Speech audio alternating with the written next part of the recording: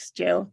I'm Billy Black. I'm the Regional Public Image Coordinator. I think I've been calling myself the Rotary Public Image Chair, and Terry said, quit doing that. So that's to give myself the correct name. And welcome to our masterclass on working with the media. I'd like to introduce a couple of our team. Dawn Rochelle is an existing team member. Joe is an existing team member. Ken Fleeson, and he's from up in the Pennsylvania area. And then we've got Ashley. There's Ashley Ashley and Joe are actually going to roll off. So, but they're already hooked in, so they're going to still be doing things. And then we have Hamilton from the Virginia area, and Chris. Chris Justice is between Dawn and I in Virginia. So welcome everyone. And I'm going to roll it over to Joe. Well, thank you, Billy. And Billy is our fearless leader. I'm going to share screen here. And if you, whenever you get a chance, let me share screen. Oh, okay. All good. Maybe. We're getting there. So Billy is our fearless leader. She is our, as she mentioned, Rotary Public Image Coordinator, which means that for the northern part of the East Coast, she is in charge of Rotary representing itself. So about 20,000 Rotarians turn to her and our team to learn how to spread the good message of Rotary and help more good things happen in our communities. So tonight, we're very privileged to have a few speakers that have had more than a couple of years of experience, not to age them, in the media outlets. So I will, let me share here. Thank you. And we will, everybody loves Canva. So before that, just to introduce our team and what we all have going on tonight. So we're going to have a panel discussion this evening about Rotary, or about sharing with our media partners and working better with them, building those relationships. For those that are following our Public Image Zone 33 calendar, we have a few more events and a surprise for you this evening. So we had March, we're having a master class on membership retention and public image together. So how to represent your clubs as members. In April, we have leadership training. Let's make sure if you're a Rotary Public Image chair, if you're in the governor chain, that your folks are registering for that and making sure that you're ready for a great weekend. We have a ton of good stuff for the district folks there. And then in June, we have running a digital marketing campaign. Now, we're very happy to announce tonight in February, with all the great feedback that the zone has given us and how happy everybody has been with the master classes and even the open working hours that we've had, we just couldn't quit this year. So we've had a lot of folks asking for a photography panel. We pulled some strings. Mike Jones helped with this too, and we got some pretty darn good NFL, NBA, NHL photographers coming out to give us a couple pointers from the very most basic to the more advanced. So we're very excited for the rest of our year, as well as for a couple of us rotating off. Here is our current public image committee. So find your district. If you're watching this at home or you are the public image coordinator, make sure that you're making your connections with us. A few of us are going to be rotating out. Like I said, I think Hannah, Ashley, Ken, and myself are rotating out. We have a bunch of new committee members coming in. Don't worry, we're not going anywhere. We're just helping figure out how to get these roles filled and get a better support network together for all of you. So make sure you make your connection with your district or zone committee, and we can support you all in the best way possible, representing your districts. But I can speak for Ken, Ashley, and myself, and Hannah. We've all been real happy to serve on this committee, and it's really broadened our Rotary expertise and how much we can do with the cause. So appreciate all of that. Now, without any further ado, I wanted to introduce you to our expert panelists for the evening. Now, I did ask these folks for bios, so I hope that I don't embarrass them too much. But we do have three exceptional gentlemen joining us this evening with a broad swath of media and professional experiences to share. So if I may, I'm going to start with Tim Radford. Tim's I first met Tim during the thing that struck me with Tim is his board membership. So anybody that knows me knows that I love serving on various boards. And when I see Tim's business card and all the various roles that he serves within his community, I was immediately attracted to Tim. Now, learning more about him, I found out that Tim is everything that he represents to this community and does tons within his town. He runs this WKRK down in North Carolina. And I tell you what, just cruising through his, I would say, summary of accomplishments, I would say it's just, Tim, I tell you what, they say you get one chance to say no in Rotary, and I think you took that to heart, sir, and very much appreciate it, and looking forward to some of your comments tonight. So thank you. Guy Fletcher, often misconstrued with Chevy Chase, and some still say that the movie was based on him, is the Rotary Club of Fredericks, one of their main advocates here. So Guy has served in a few different roles with his Rotary Club, from chairing events, being, I believe you're now past president, I believe. No, not leadership. You're incoming. He's just been behind the scenes. And before you make my leadership really mad, it's not the Rotary Club of Frederick. It's the Rotary Club of Carroll Creek. I'm already in trouble because of the Rotary Club of Carroll Creek in the area of Frederick. Sorry, I'm going to hear about that one. We'll just stricken that from the record. So anyway, but Guy's, as a professional, has been writing for over 35 years. So he's been with PR companies, written for Fortune 500 companies. For the past 14 years, he's been editing the Frederick magazine. So many of our communities have these localized magazines that have local interest pieces, spotlight various things going on, and do a whole lot keeping the communities together and representing them in a very unique way. So let me see if I missed anything. And his wife, Robin, and they have 2 adult children and 1 grandchild. Guys, sorry I missed that one. So that's pretty sweet. Lastly, a good buddy of mine, Mike Jones. So this is Mike and his lovely wife, Erin. Mike is a unique individual in many respects, but what he lacks for in looks, I will say that he makes up for professional credibility. Mike is one of the most credible writers that I've ever had the privilege to know. He's an award-winning syndicated reporter. He currently writes for the Observer Publishing Company and the Observer Reporter in Washington, Pennsylvania. In Washington, Greene, and Fayette counties, very rural counties, but he covers them very well. He's actually earned himself a unique nickname recently that I'll share with you. In journalism, he started at the Charleston Daily Mail. So Dan and our West Virginia friends probably familiar with that. All the way back in 2005. I know he looks young. He's getting much older as the years go by, and been entrusted with covering their Air National Guard division.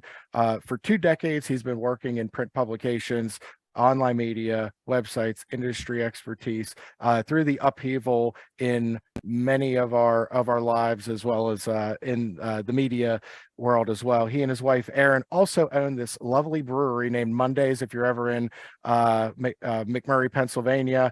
And if you want to ask him, maybe on an off topic, his new nickname is the DA Slayer. And he covers our region with vigor and expertise and professionalism that we don't deserve. So again, these are our 3 panelists, folks, and we are very privileged to have them this evening. So without any further ado, let me go to our first question. So sorry if I embarrassed any of you, but I do appreciate you guys playing along, and with all love and all that.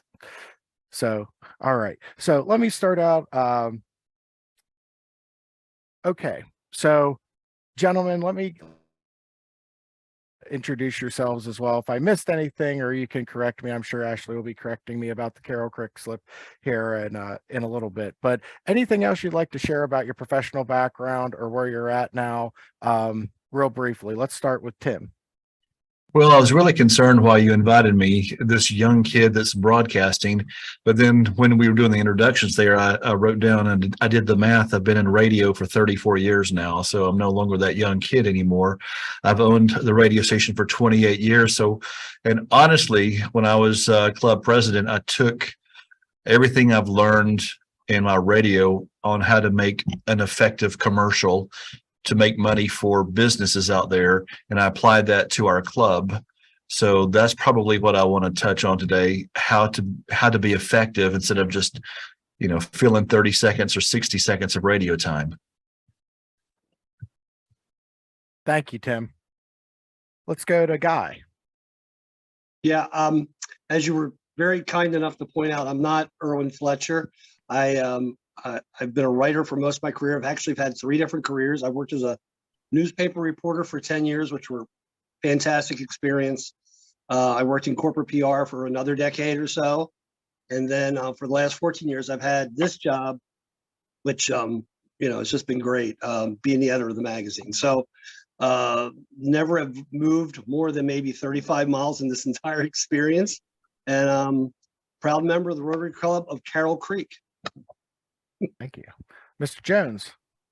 Well, I've been in 2 decades, and I've really seen, over that time, the changes in how, we report news, how people consume news.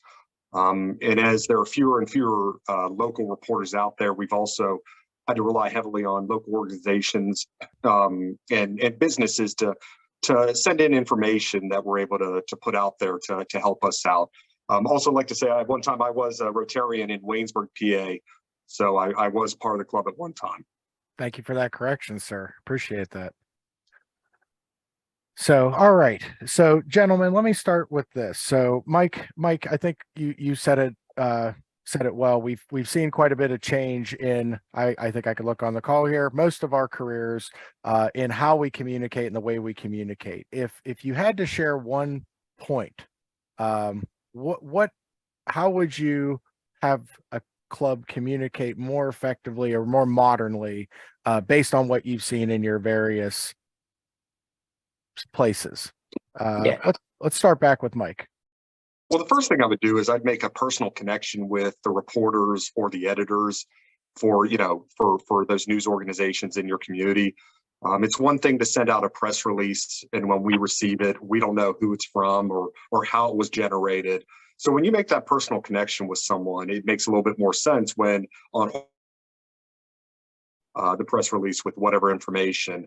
When you do send those, obviously, you want to be very concise in what you're sending. Sometimes people will send 3 or 4 page press releases, and it really gets lost in the shuffle of what the point is. And so, when we have smaller news staffs, and we're supposed to take this information and package it, it might be a very short story or a brief for an announcement of what the club is doing.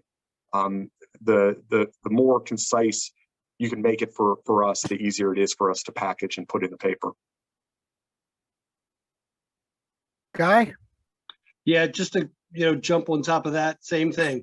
Make relationships. Get to know the reporters. Get to know the writers. Know the people in your community who are covering what you're doing.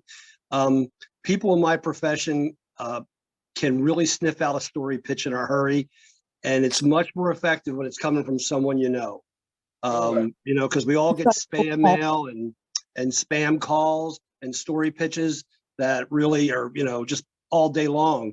But when it's coming from someone it makes a big difference. So that's how I would encourage. Make those connections. Don't sniff the pitch. I like something. There's something there. Tim, anything with the radio world? I mean, the world of radio has changed a ton. Like, what are you seeing that work, or how would you do it differently? Absolutely. A lot of radio stations are so automated now.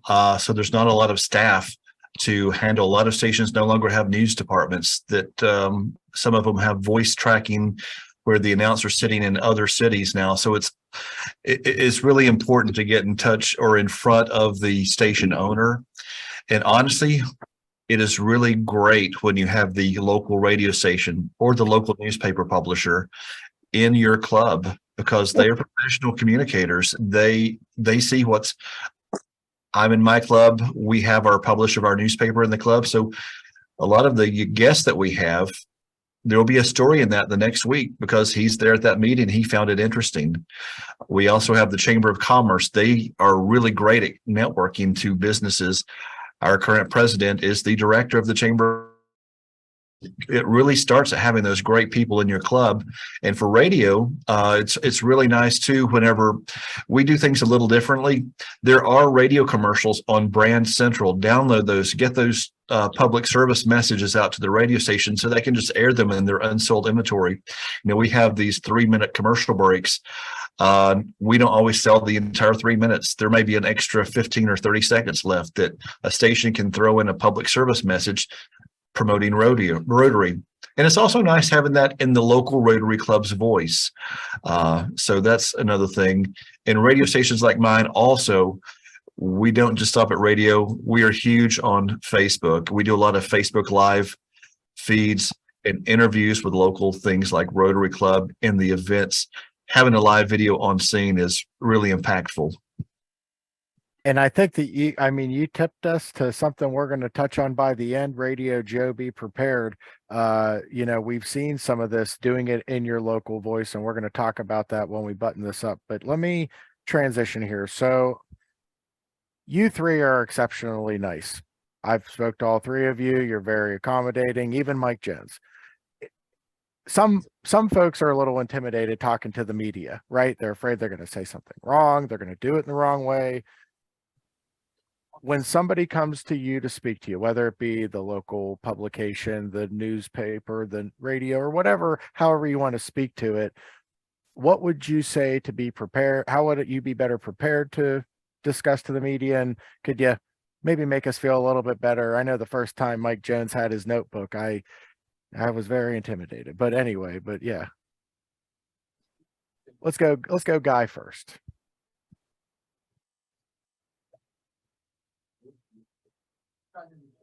Oh, sorry, bud. Unmute yourself. I did it too. Yeah.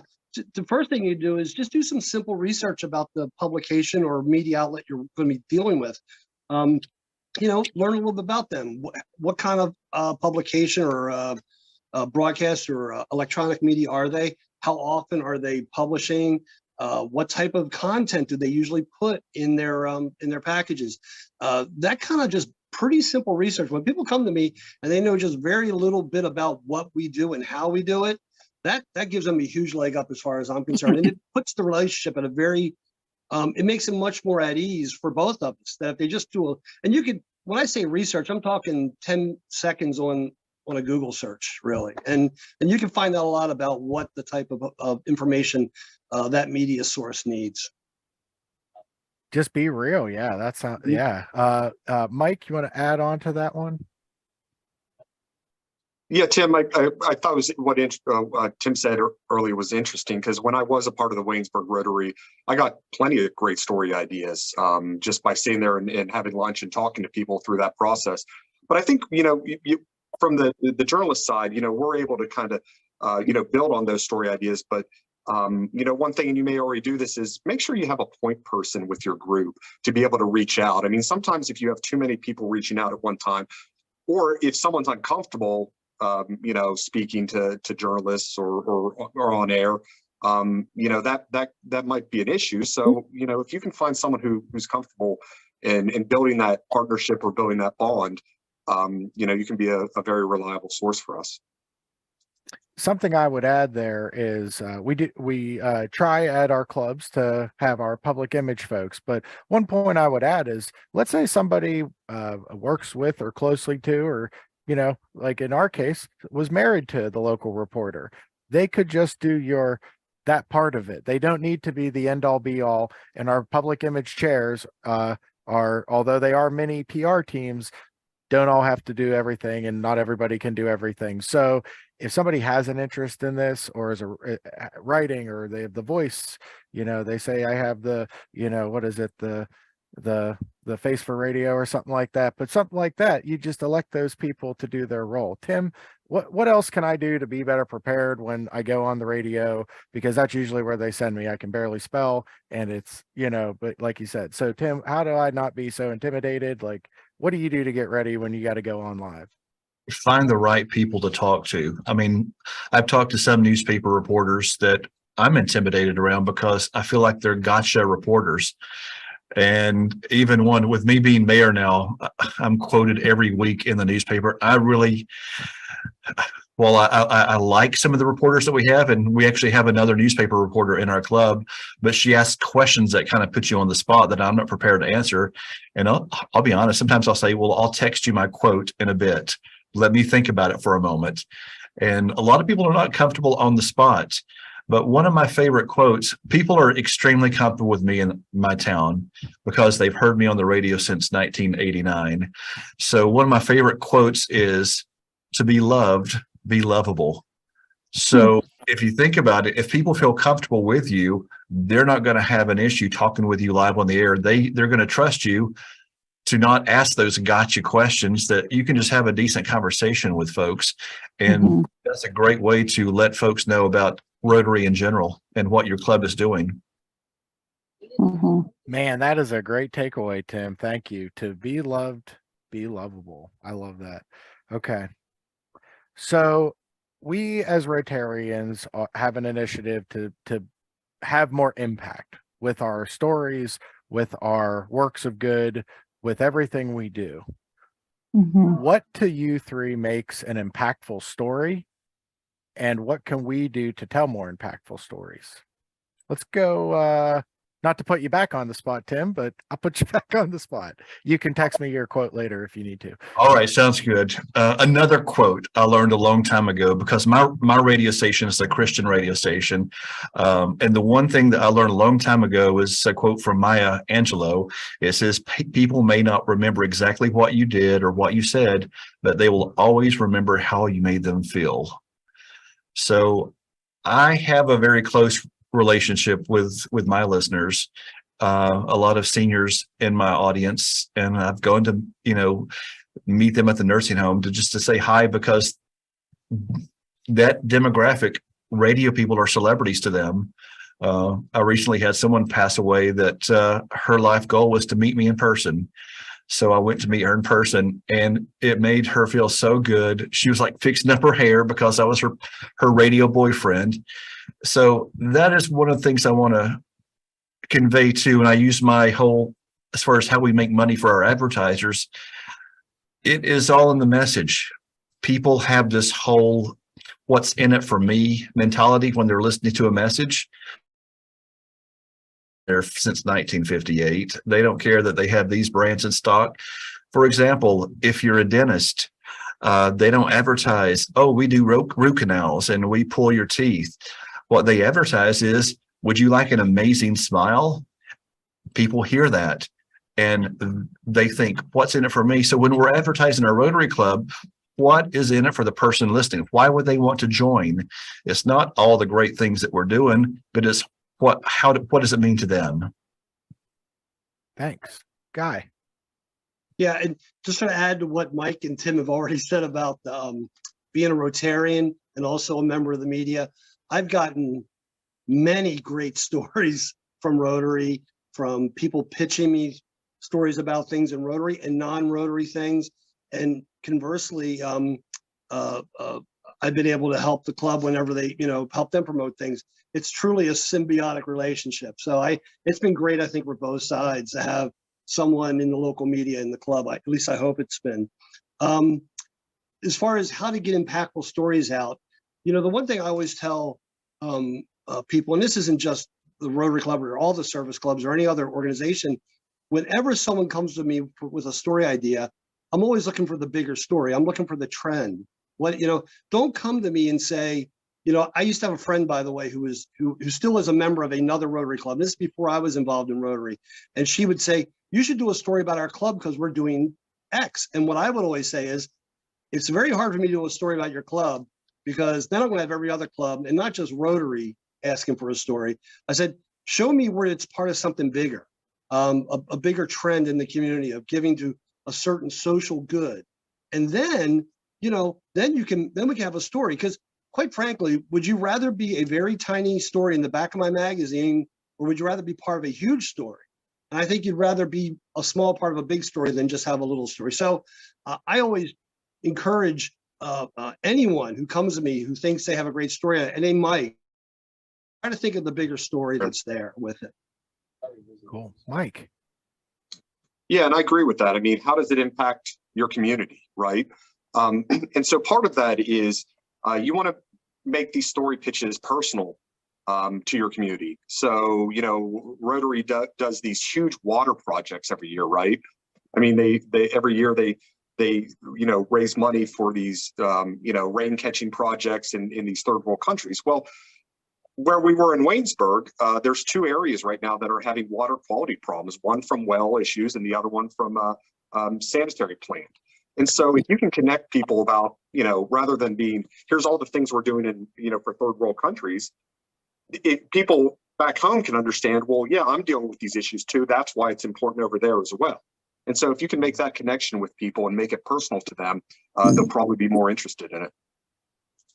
Excellent answers. It's like you guys have done this for a couple of years or something. I just don't know how you know so much about this stuff. But anyway, so okay, so not to put everybody on the spot, and I get to see a lot of different professions in my field, and it's really cool. And you guys have some pretty cool jobs, in my opinion. Could you share an interesting story from your career? Keep in mind, we are filming this, but if you have an interesting story from your career, I would love to hear it. Guy, let's go with you. I really had to think about this one because I really did. And I thought of a story back when I was working in corporate communications, PR for a very large utility company. And very large utility companies are involved in all kinds of call in my office from CNN. And they said, we just got a press release that Greenpeace just climbed up one of your smokestacks. And I said, well, what's the name of the power plant? And I wrote it down, and I told the guy at CNN, I'd call him right back. And I called the plant manager. This is a plant out in the Ohio Valley somewhere. And I said, hey, I just got a call from CNN that Greenpeace says they're on one of our stacks. And he goes, no, I've been here all day. There's no one up there. I said, well, would you do me a favor? Look out your window and see if they are. And like a minute later, he gets back on the phone. He goes, yeah, they're up there. And they got a giant flag with skull and crossbones and so on. I'm like, oh boy, it's like this crisis communications disaster day. But you know, then everything happened. This was right after 9/11, by the way. So security was a huge issue anyway. So and despite this, we let a bunch of people in our plant. But no, everything all ended well, I guess. But that was probably one of the crazier stories from my days in corporate communications. Jeez. All right, Mike. I know you got a bunch of them. Well, and I probably can't tell most of them, to be honest with you. But right after I graduated college, I went to West Virginia University. My first job was in Charleston, West Virginia, for the Daily Mail, like Joe had mentioned earlier. So 3 weeks into my first job, Hurricane Katrina hit the Gulf Coast, and we all remember the devastation and the video and pictures from you know, the flooding of the Lower Ninth Ward. So there were a lot of evacuation efforts from all across the country, and one of them was the 130th Airlift Wing in Charleston. And so a few days afterwards, when everything was getting activated, they were getting ready to head down to New Orleans. And my editor was looking, and they were allowing one reporter from TV and one reporter from news to go. And so I was the low man on the tone pole. There was no way I was going to go. So he looks to one reporter and asks him if he wanted to go. And he said, it was a Labor Day weekend. So he said, no, I've got barbecues to go to, so I don't want to do that. He asked another reporter, and the reporter was afraid of flying for whatever reason. So I'm the last one. He looks at me. And I said, oh, yeah, I'll go. And he gets back on with the general and says, yeah, he's got a stomach of steel. So I spent the next 5 days flying with the 130th Airlift Guard into New Orleans, into other places, evacuating people out of Louis Armstrong International Airport. You know, and that's 3 weeks into my journalism career. And so after that, it was quite a startling experience considering what you saw, what you experienced. But afterward, it was kind of like, well, I guess my journalism career is all downhill from here. I would disagree. We have high hopes and aspirations for you, but it certainly does show. And yeah, so Tim. A situation that still haunts me to this day is, okay, picture it, Murphy, 1989. I was 16. I had just finished training with the older gentleman who was planning to retire soon. So I was on the very first weekend where I was left by myself to run the station. We reached 3 states, North Carolina, Georgia, and Tennessee. Still a small station, but our geographic location, we're right on the borders of all 3. The station owner at that time, we're an agricultural area, a lot of farming. So back then, the station owner had really strict rules. You have to do time and temperature every 15 minutes. Right now it's 9 o'clock and 42 degrees in Murphy. And his other rule was, well, we read funeral announcements because we only have a newspaper that comes out once a week. So a lot of people had passed and were buried by the time they would find out in the newspaper. So we read the obituaries for our local funeral homes every day. And the rule on that was after you finish reading the obituary, you have to go back to the very top and read their name and age again. Otherwise, people will call in and say, I didn't hear who that was. Can you repeat it? So those were the 2 rules. Well, that first weekend by myself, I was so nervous. I read an obituary and I went back at the very top. I said, and once again, name of the deceased is Mary Jones. She was 98 degrees. Yeah, I got the time and temperature confused with her age. So that's something that haunts me still to this day. Well, Tim, I'm sure she forgives you, and I'm sure it was. I feel bad for family listening. Well, I tell you what, though, those are pretty entertaining stories, and thank you because it lets us know, one, don't take yourself too seriously. You're never going to get it right, and even the pros sometimes don't get it right, and just be prepared. There were some great points in that. So, okay, I know we're about halfway through our time. I have one more question. We have a couple more questions. Dawn had a question I think she wanted to pose, but you know what, Dawn, let's go with your question, and then we're going to have some open panel and have some of our attendees have a chance to ask our panelists stuff. So Dawn, go ahead. Absolutely. I actually have 2 now, right? If I can have 2, I'm really curious to have each of you answer, how has Rotary helped your career? You know, what are the connections that you've made because you're a Rotarian?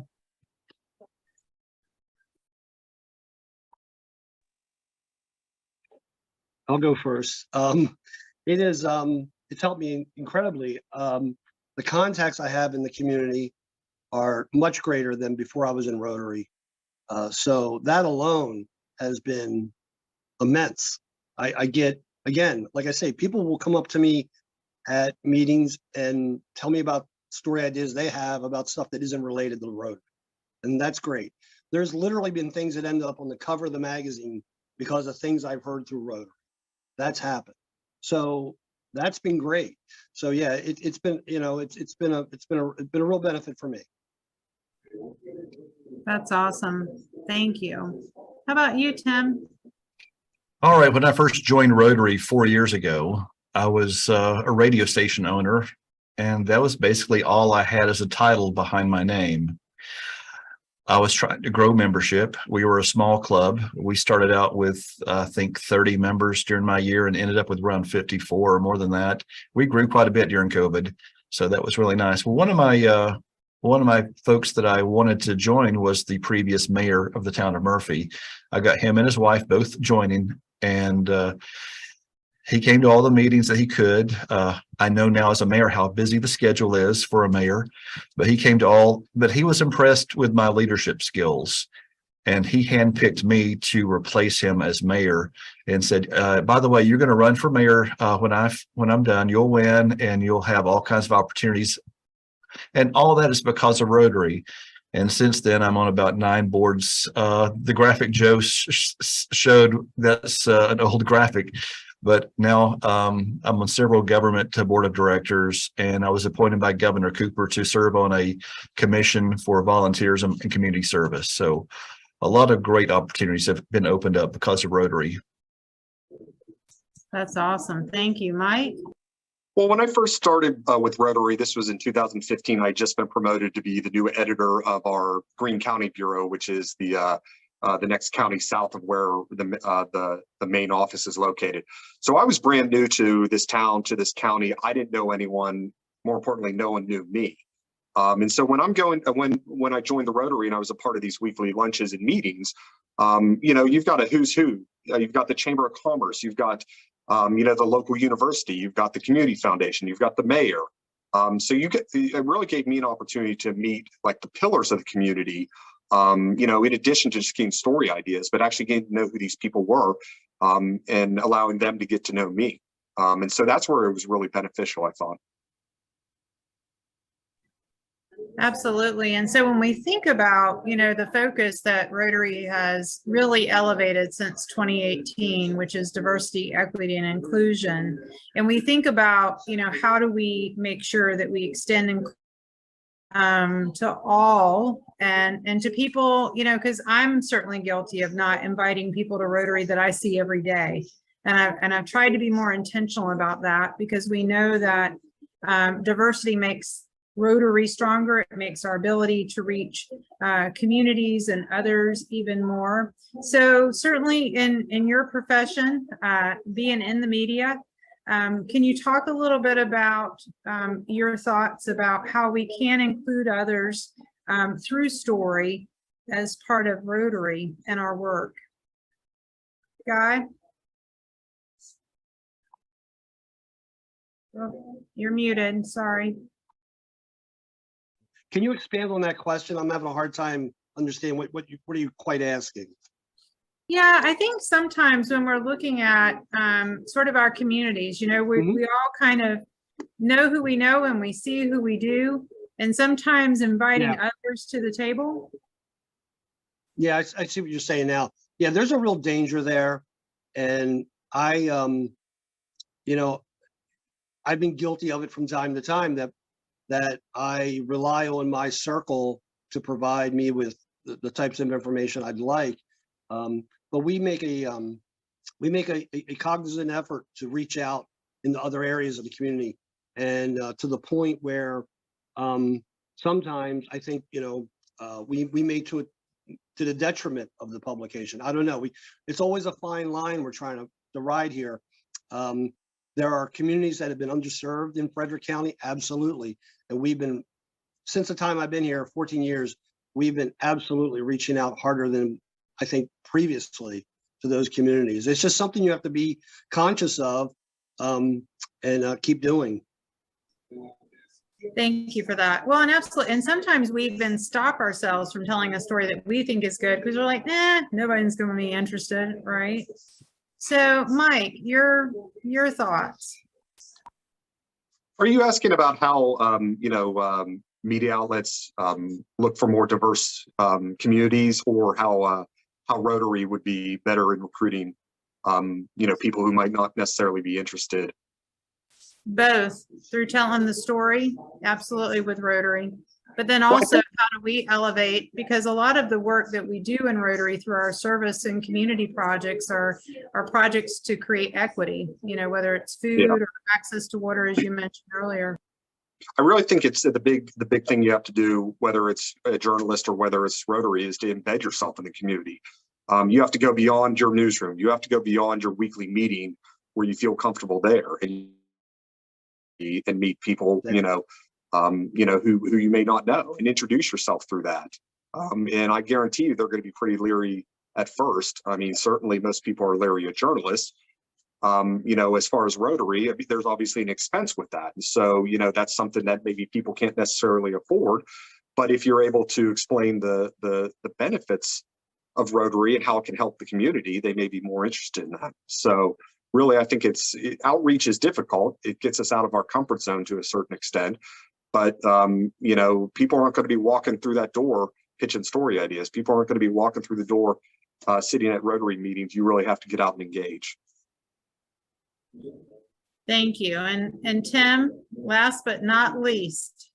All right. So, that's honestly, I used Rotary to help tell that story a little bit better, because when I first joined Rotary 4 years ago, when we had 30 members, our club was not very diverse.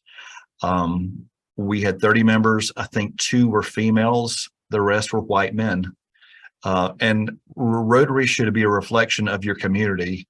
And to be honest, our community is not very diverse here in Western North Carolina. But I was able to recruit, well, our club is more women now than it is men.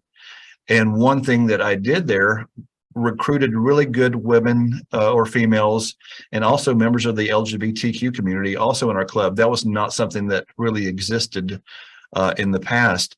So recruiting great members who love to work, love to volunteer, love to get their hands dirty. We featured them on the radio broadcast, did interviews with them. And then what that opened up was a door to say, hey, I thought Rotary was just a grumpy old men's club. So there's women in there now. That gave us a chance to talk about, yeah, back in the 80s, this great thing happened. And we kind of opened ourselves up, and people saw that we were diverse now, not just that same old man's club that wrote checks. So I think by changing our club, we had an opportunity to speak about what we've done. That's wonderful. And how do you think, just kind of curious, all of, three of you are storytellers, and I know there's others on the call tonight that are also storytellers. How would you encourage the Rotarians that are listening to this to really find a way to tell your story as sometimes a way to engage others to tell theirs? Whoever wants to take that. And we can open it up to anybody really on the call. Everybody's been listening to our panelists, but I know everyone kind of brings their own expertise. Great storytelling. I think of something, going back to when I was learning to be a reporter in college and what teachers taught me back then. Now what I sort of preach to my writers now is the old axiom of show, don't tell. Show me what you're doing. Show me the benefit it's giving in the community.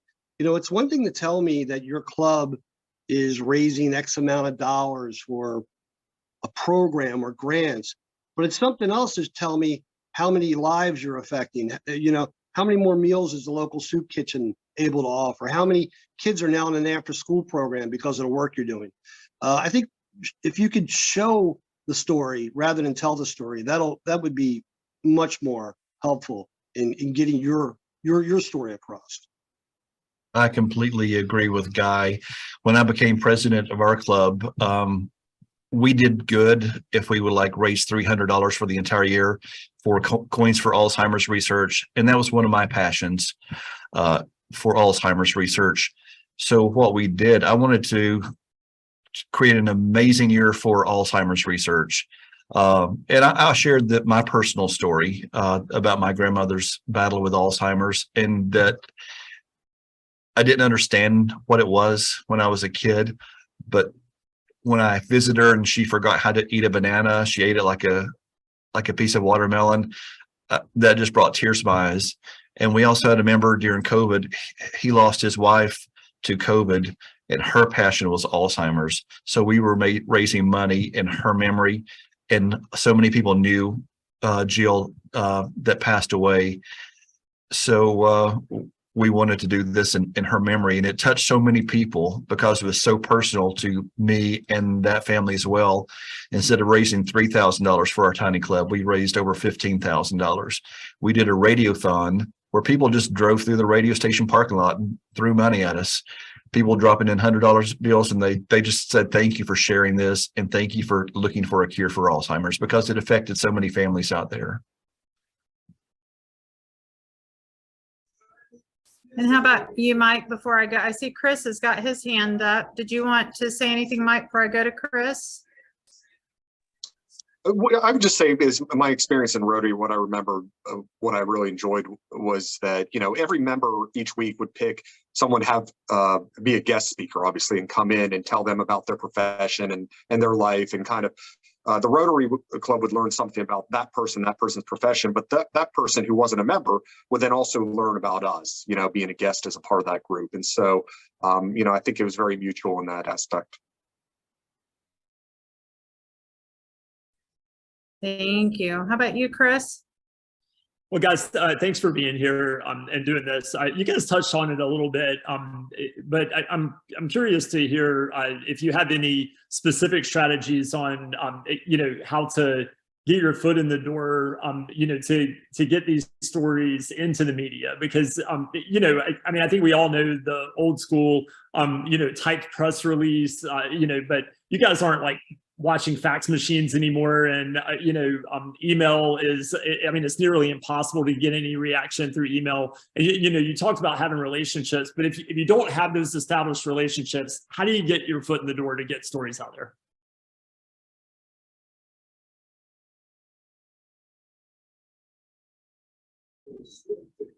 Tim, you want to take that one? In-person visits always are nice, but I'm going to go back to what I said earlier. Club, not just their meetings, but invite them, the media, to your fundraising activities. Let them know in plenty of time to kind of get them excited, and they can cover that as a story from their own voice and how they see it. And they tell their own stories. Having a member of the media in your club is so valuable. But don't be afraid to go and just say, hey, I want to talk to the publisher, or I want to see the owner of the radio station. I have a lot of great things to talk about, and I would love some kind of working relationship. Yeah, because we hate email too. How about you, Mike? So I would say is make those personal connections. I mean, I would say the larger the city, the harder that is. But especially small town America, where you have a lot of Rotary clubs, you can walk any newspaper office or any radio office, and probably meet someone immediately. Hopefully they still have an office or a newsroom. But yeah, you can make that personal connection relatively easy. And we do receive emails. I see all the emails that come in. Our fax line, when someone sends in a fax, even if I'm working remotely, it comes over through my email. So we see all those. One thing I would say, though, from a personal note is we prefer email because we can copy and paste it into our system a lot easier than typing it. But unless the person on the other side knows who you are, it may go into that junk box and never be heard from. But as Joe knows, I mean, I know Joe from the community, and so he had this big, this wasn't, I don't think this was associated with Rotary, was it? The lake cleanup? Was the lake cleanup associated with Rotary, Joe? So I was the weekend reporter. He pitched this big lake cleanup and water stream cleanup, and I think there were a bunch of different groups involved.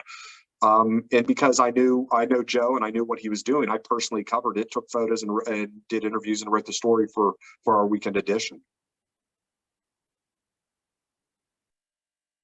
All right, It was a great story, I might add.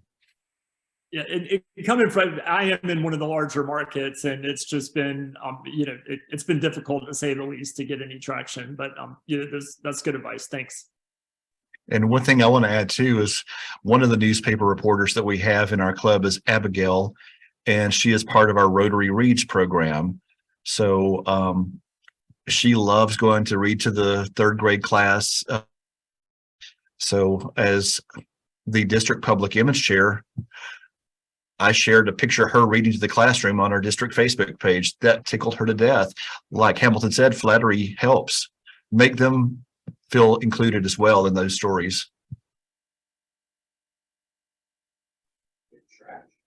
And I'll just add to that is what I found is sometimes in the larger markets in particular, is that if you connect with a reporter through Twitter first, and sometimes that flattery of like a story that they've covered, and you connect with them through either a comment on the story or then in a direct message, and just say, hey, really appreciated the coverage you did on that story in our community, and here's what's happening here.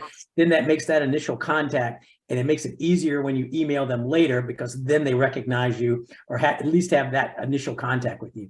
In the larger markets, even now, like some of the huge papers here, the editor isn't even in town. They're now stationed somewhere else, and so they don't even know the market. They're just copy editing what a local reporter is doing, and so it's a little frustrating. And I'll add too, in small markets like mine, it is nice when we have events, and it's a great way to get free advertising from your media outlet. Ask them if they'd be interested in being a sponsor, and they can put their name on the good cause while they promote it in their publication. And it says the Rotary Club of Murphy to invite you to do this. And so again, they feel part of the story and they want to do more to help you. Yeah, I think it all comes down to relationships. You know, building the relationships, meeting, getting out, and you're right. Sometimes in large markets, it's tough. You know, Frederick's sort of a medium-sized market, but I still have people that walk in my office unannounced, and I don't like to encourage it, but it's very effective.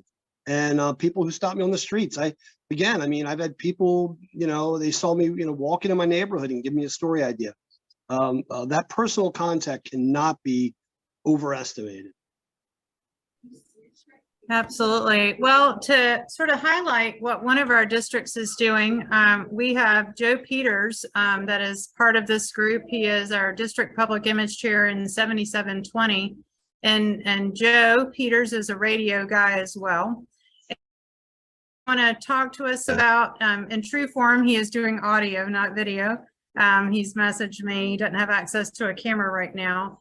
But Joe has been able to develop a PSA announcement that is catching on quite well. Joe, you want to share what you've been up to? Sure. Yeah, so what we're looking at doing, I run 5 radio stations in coastal North Carolina.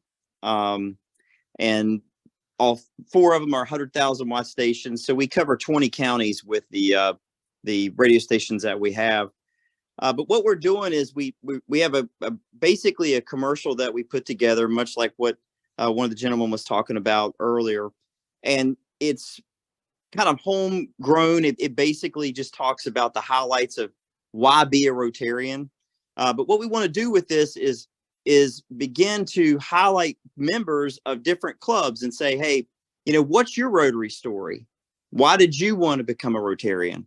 And then feature those people in vignettes that basically talk about that. There's a lot of clubs that are in 7720 that are also in 7730 that we can highlight. And there's a lot of business owners and networking opportunities that can take place with that.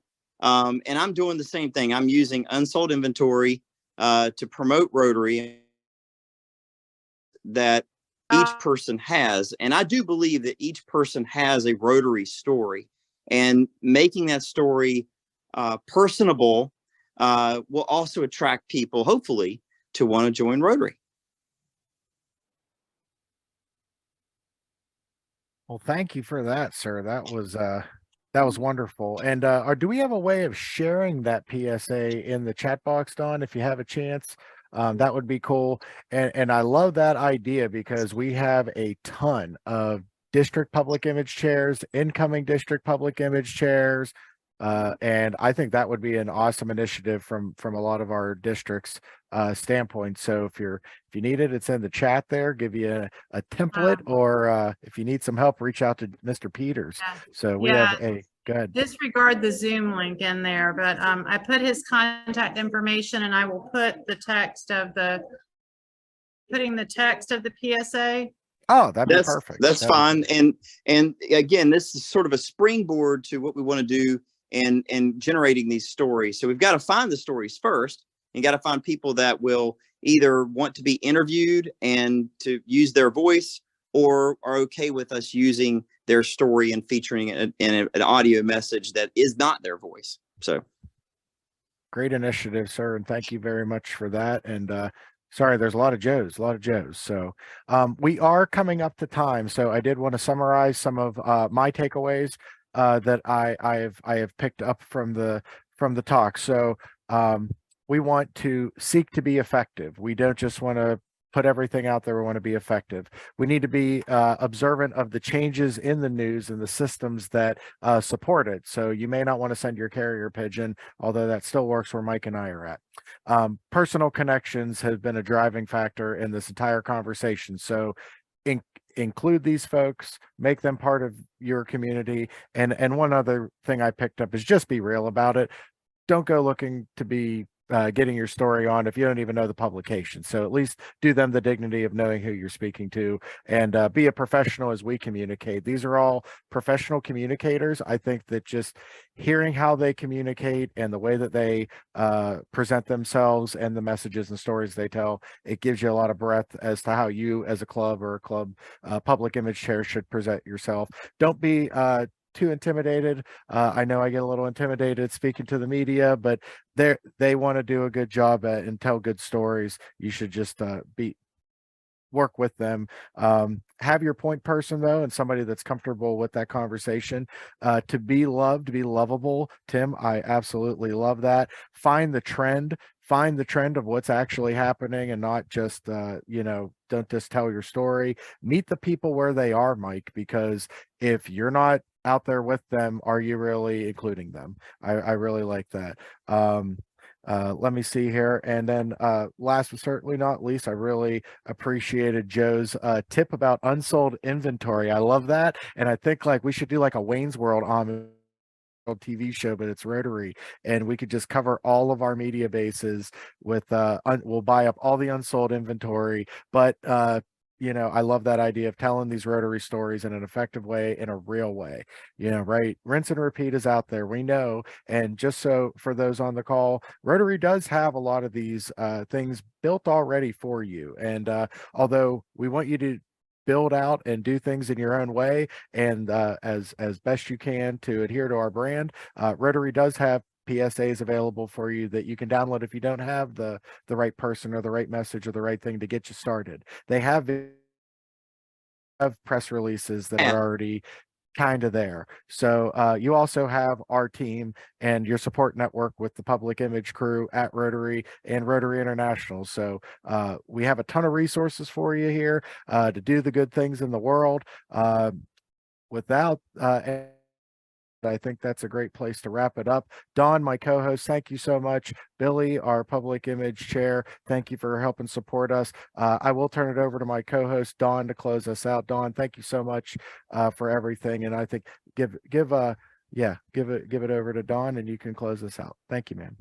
Yeah, thank you, everyone. I'll just echo what Joe has said. Thank you for attending this masterclass. And we hope that you have some takeaways that you can share the video once it's curated and sent out to you.